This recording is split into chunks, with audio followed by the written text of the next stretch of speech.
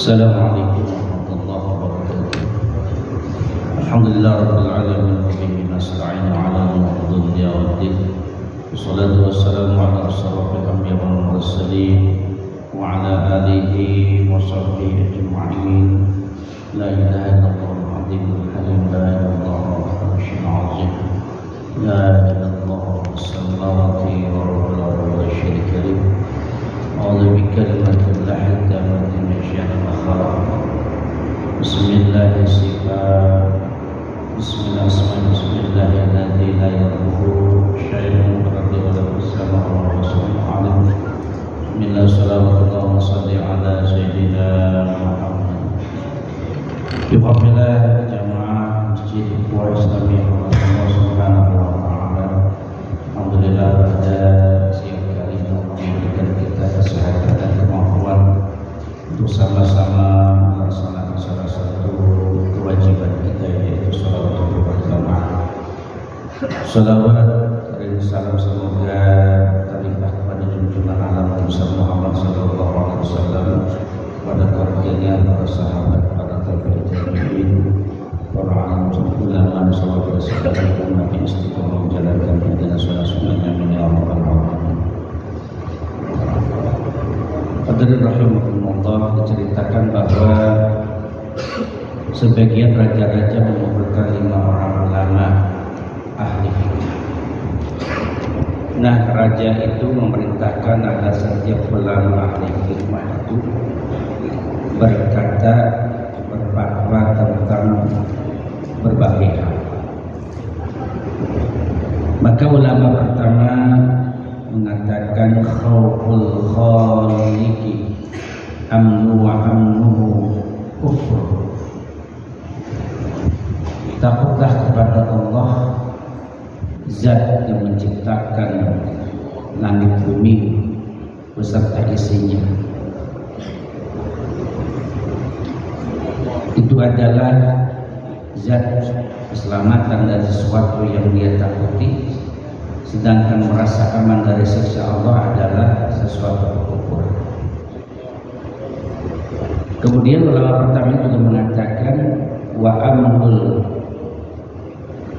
mutalubi itkun wa khawfuhu rikun.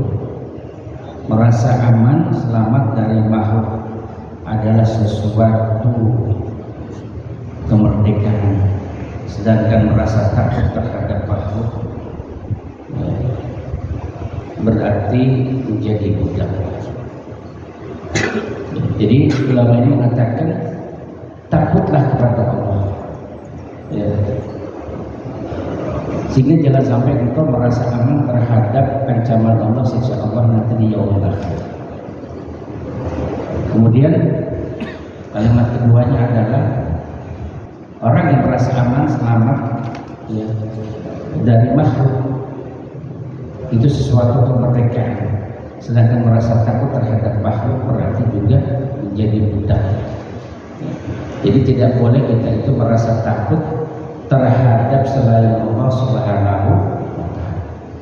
hanya takut kepada Allah Subhanahu wa ta'ala. Ulama kedua mengatakan ar-raja'u minallahi ta'ala kinan la yadurruhu faqr. Mengharapkan rahmat Allah adalah kekayaan yang tidak akan diserahkan lagi, ya, kepada kefakiran. Jadi orang kalau sudah mengharap rahmat Allah itu tidak ada artinya kekayaan itu, ya, karena hatinya sudah terpenuhi oleh mahabbah cintanya kepada Allah Subhanahu wa ta'ala. Dan janji Allah, wa may yattaqillahal makhraja warzuqhu min haitsu la yahtasib wa may yatawakkal 'ala Allah fa huwa hasbuh. Barang siapa yang dia bertakwa kepada Allah Subhanahu wa ta'ala, maka Allah akan mencukupi kebutuhannya dari arah yang tidak disangka-sangka. Ya. Syaratnya dia adalah menjadi orang yang takut, terus berharap pada rahmat Allah Subhanahu.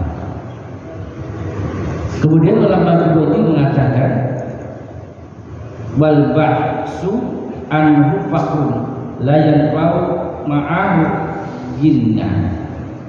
Putus asa daripada rahmat Allah adalah sesuatu kepakiran yang menjadikan kekayaan tidak bermanfaat. Ya, jadi tidak boleh kita putus asa terhadap rahmat Allah. Ya, rasa-rasanya saya sudah bangun pagi, ya, bahkan sebelum subuh ya sudah berangkat. Kemudian saya melaksanakan sholat ya di tempat-tempat yang bisa saya jangkau. Pulang selepas isya ya. Tetapi Allah tidak memberikan perubahan-perubahan terhadap diri saya. Itu artinya dia putus asa terhadap rahmat Allah Subhanahu wa ta'ala. Ulama-ulama mengatakan tidak boleh ya. Ulama ketika mengatakan la yadur ma ginal qalbi faqul isi wala yanfa'u ma'a faqril qalbi ginan al-kisyi ya. Tidak akan memberi mudarat ya, fakir kemudian harta apabila dari hati yang kaya, dan tidak akan memberi manfaat kekayaan harta bila dari hati yang fakir ya. Jadi kalau orang dia sudah kaya hati, itu kefakiran ya, kurangnya harta tidak akan memberi mudarat kepada diri, karena hatinya sudah kaya, terpenuhi dengan ridho ikhlasnya terhadap ketentuan Allah Subhanahu wa ta'ala, dan tidak akan memberi manfaat kaya harta bila disertai dengan hati yang fakir ya. Kan banyak orang yang mempunyai harta ya, rumahnya 2, 3, mobilnya akan lebih dari 3 ya, tanahnya di sana sini ya. Tetapi apa? Hatinya miskin. Kenapa? Dia ya tidak mengharap rahmat Allah Subhanahu wa ta'ala. Dia merasa itu menjadi milik ya. Tatkala diambil ya, menjadi merana hati ya. Karena dia merasa memiliki. Tapi tatkala orang diberikan sesuatu ya, titipan baik berupa harta ya, jabatan ya, termasuk anak ya, maka tatkala Allah ambil ya biasa saja ya, karena hatinya sudah menjadi orang yang dipenuhi kecintaan mahabbah kepada Allah Subhanahu wa ta'ala. Kemudian ulama keempat mengatakan la yajdadu minal qalbi mal judi ila gina wa la yajdadu faqrul qalbi ma'a ginal kisi illa faqran ya. Hati yang kaya serta pemberian tidak akan bertambah kecuali kaya hati, sedangkan hati yang fakir walaupun kaya harta tidak akan bertambah kecuali fakir juga ya. Jadi kenikmatan yang hakiki dan menurut saya yang paling tinggi adalah tatkala Allah memberikan dia titipan-titipan rezeki, titipan-titipan daripada kekayaan, kemudian dia bisa berbagi dengan yang lain. Itu adalah kebahagiaan yang hakiki. Bukan dia ngumpulin semua kekayaan kemudian berbangga-bangga dengan harta itu. Ulama kelima mengatakan ahdil qalil minal khair khairun minat tarki katsiri minasyarr ya. Mengambil kebaikan yang sedikit lebih baik daripada meninggalkan kejelekan yang banyak ya. Serta meninggalkan kejelekan lebih baik daripada mengambil kebaikan yang sedikit ya. Artinya mengambil kebaikan yang sedikit itu lebih baik daripada meninggalkan kejelekan yang bagus ya. Lebih baik kita melakukan kebaikan walaupun ya, kelihatannya nilainya mungkin kecil ya. Misal mengambil duri di tengah jalan supaya orang tidak tertusuk ya, ada pohon yang tumbang ya menghalangi jalan ya, dia bersihkan, dia bereskan, itu kelihatannya kecil, tetapi itu lebih baik daripada meninggalkan kejelekan-kejelekan yang baik. Kemudian meninggalkan kejelekan lebih baik daripada mengambil kebaikan yang sedikit. Jadi kebalikannya. Ya. Jadi itu ada seorang raja yang dia mengumpulkan ulama-ulama mengatakan daripada hal yang tadi mungkin kita sama-sama kaji, kita sama-sama pahami. Jadi ulama ini memberikan nasihat dengan metodologi yang berbeda. Kemudian terakhir ya, Ibnu Abbas menuturkan bahwa Nabi bersabda, ada 10 golongan dari umatku yang tidak akan masuk surga. Nah ini ya, kecuali dia melaksanakan Allahumma qala wal jayyuhu wal qadadu wad daibu wadadusu wa sahibul arqabah wa sahibul uwibah wal udulu wal zalim wa na'udu liwalidayhi. Yang pertama adalah al-qala, yang kedua adalah al-juyub, yang ketiga adalah qata, yang keempat adalah daibu, berikutnya adalah dayus, kemudian sahibul arqabah.